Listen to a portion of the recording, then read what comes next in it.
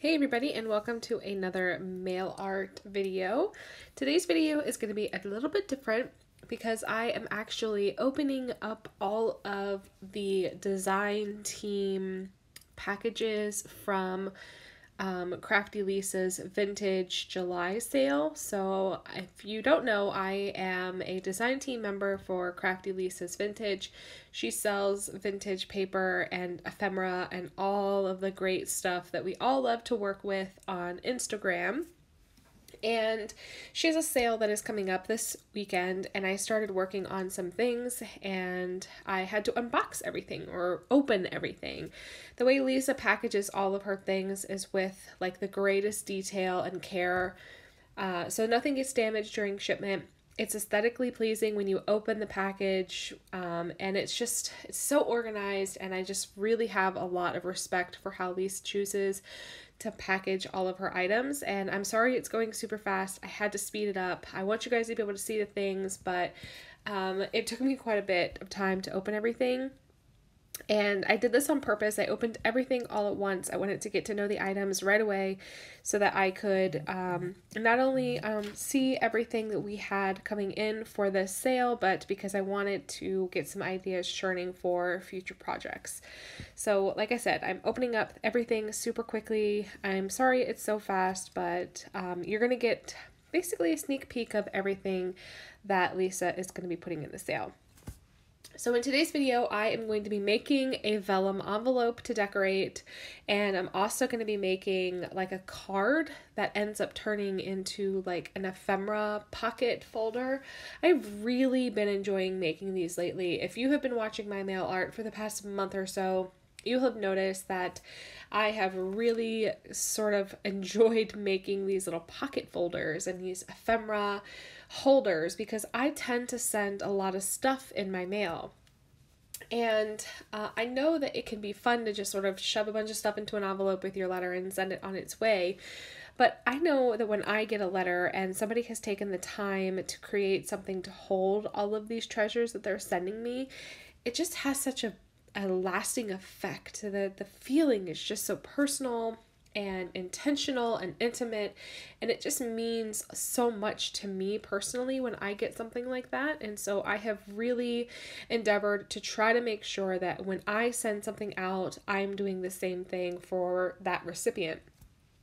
And I will admit that my mail responses have been pretty slow this year. I have had a kind of a tough time sort of navigating my personal time, my work time, and everything sort of in between, all of the kids and getting them to all the places they need to be and giving them the time that they need from me as their mother. And letter writing seems to have been sort of at the bottom of my list. And it's not intentional, it's just because I have to be very mindful about how I spend my time, and I don't like to rush through anything that I do. I like to be very mindful and intentional with my time, and if I know that I cannot give everything to my pen pal, I'm not going to force it. I want it to feel natural, to feel like we're having a conversation, and for me to be able to share my life experiences with that person in an intentional way. And I haven't had the time to do that, and so that's totally fine, it's totally acceptable, and that's just how it's gonna be. Hopefully I have some very patient pen friends who can understand that. The fun thing though of this video, if you follow me on Instagram, I'll leave my handle down below if you are new here. But on Instagram, I actually made a reel with this sort of project. I was really intentional with the content that I wanted to create, and so while I was opening everything, I went ahead and made a really fun reel, and I really love how the end result turned out to be. I am discovering that reels are the new way to win on Instagram, and I have a really hard time figuring out the algorithms, but I think right now it is with reels. It's reels or nothing. So I'm trying, but anyway, So here I am making this vellum envelope. I need to figure out which orientation is the correct way, and I think I've got it here. But basically I just used some vellum. I cut it down to the size that I wanted, and then I went ahead and used my We Are Memory Keepers envelope maker. And I have a love-hate relationship with this thing, but I actually just purchased a new one, a different kind, which I have tried and I hate more than the regular envelope maker. It's like a tiny envelope maker, like a, I don't even know, it's a pocket punch board is the name of this tool.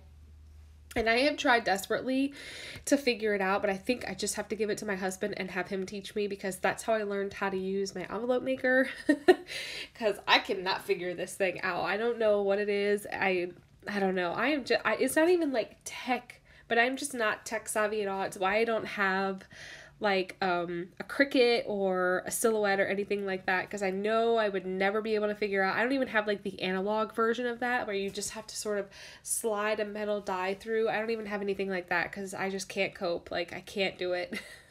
I feel like a granny sometimes because I just cannot hang with technology. I used to consider myself pretty technologically inclined, like I'm pretty tech savvy, I could figure stuff out, and I guess with computers and stuff I kind of can, but I don't know, some of these things I'm just like, I just want to play with paper. I don't want to figure out like machines or anything. But I found this cool pocket punch board at Tuesday Morning, and it was only like $9. And I like making smaller pockets, so I figured this would be a great tool to add. Since I use my envelope maker all the time now, I figured I would use this thing a whole bunch, and I tried to figure it out, and I just can't. I don't know. Can't figure it out. So I hope everybody is doing well and that you guys all have a great weekend. Here in the States, it was Independence Day weekend, and it was a really fun week, like leading up. My family came into town, and it was just really fun. I got to hang out with my parents and my youngest sister, and they got to hang out with the babies and play with the babies. We have tons of hilarious videos from all the things that sort of happened over the week, and we topped it off with a huge celebration for Independence Day. And I have been watching the HBO docu-series, I think it is, or it's like a special about John Adams all week.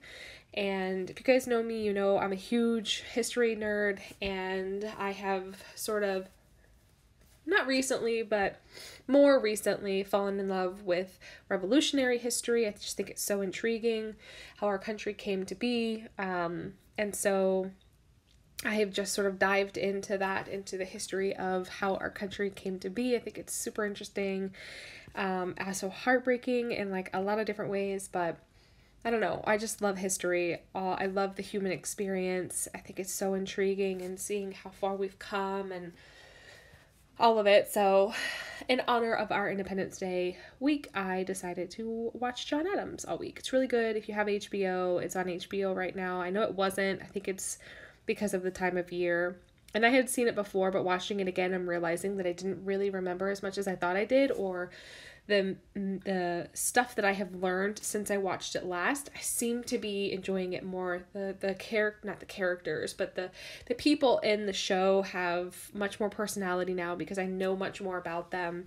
You know, George Washington and John Adams and Thomas Jefferson and Alexander Hamilton, all of these people who are represented in this show, they all have a much bigger personality to me because I know a little bit more about them than when I first watched the show like 5 years ago.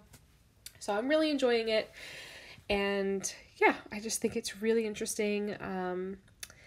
So I hope everybody had a good weekend. That's basically all I'm trying to say. I really enjoyed having my parents here. It's been a while. It's probably been a year and a half, exactly a year and a half since I had seen them. Well, no, I saw them for like 2 hours back in December, when we had to drive down and collect some things from where I grew up, and we had breakfast with them.